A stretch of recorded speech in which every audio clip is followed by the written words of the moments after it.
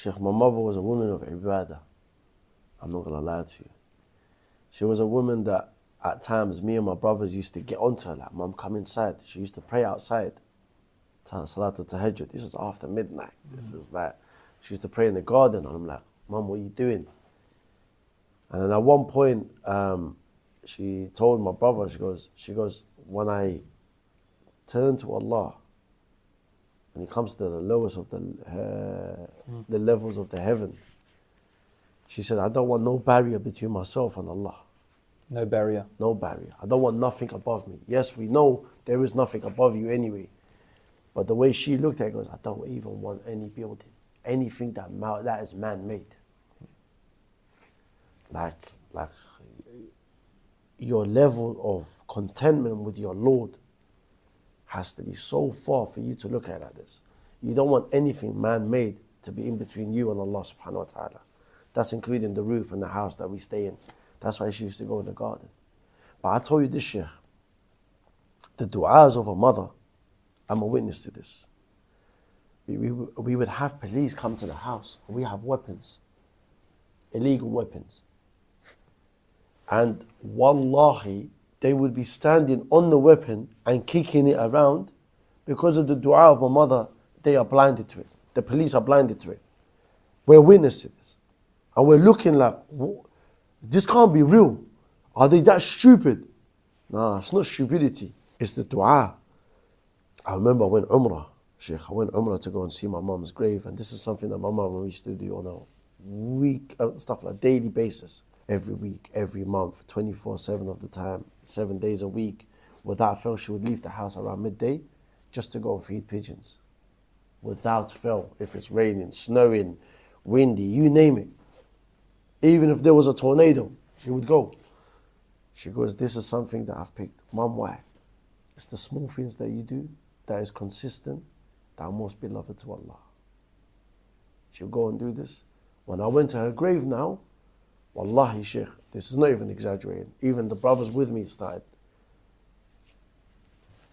finding this to be a bit weird because they know of the story of my mum.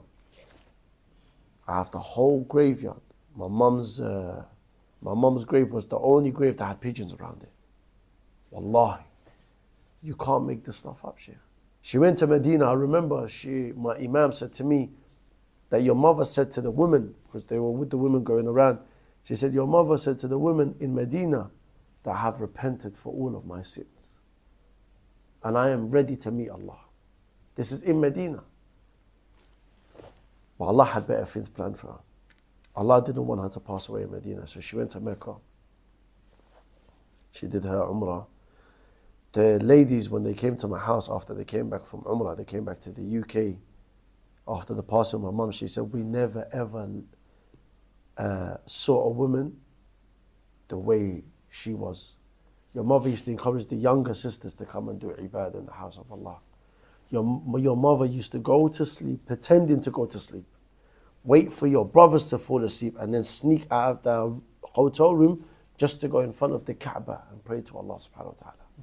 You would think to yourself, like, this is different. Then the day before the day before she's meant to come here, she sends me a voice note.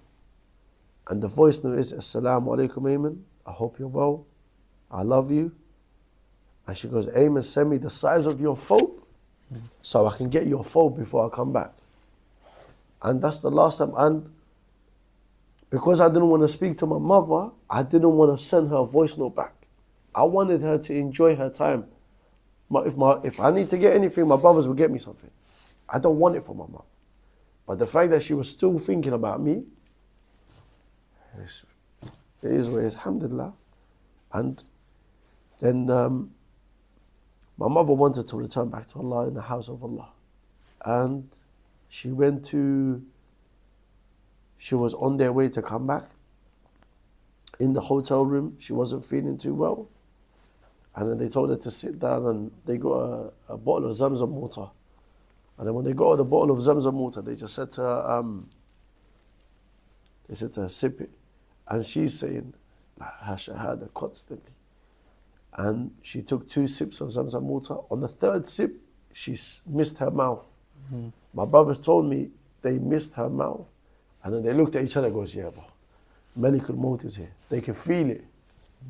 And then my brother said when she became stiff and she scrunched up the bottle of water,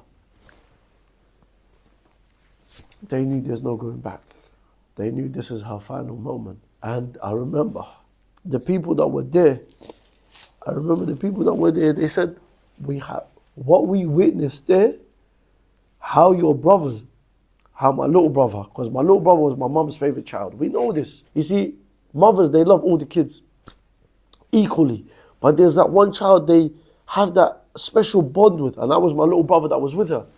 And the people said to me, what they saw my brother, the way he screamed, and the way he said they would never get over that. You see, there's times where husband and wife might go through issues, but I knew mummy's house was the place to go. I don't go out with my friends. I don't need to do that. There's times I'm struggling at work. Who do I call? I call my mum. And I say this all the time. I said this to my wife and I said this to my sisters. I said to them, bear with me. I can never love you the same. They're like, why? I said, the love that I used to receive from my mum is the love that I used to give. If that love has been cut, I can't love you the same way anymore. Not easy to lose a loved one. Sheikh, it's not a loved one. I lost my backbone. She's not someone that's loved to me. She's someone that's part of me. When you lose a part of yourself, you can't function properly. So when people say, I'm sorry for your loss, I'm sorry for your loved one, it's not a loved one, Sheikh. It's a part of you that you will never get back.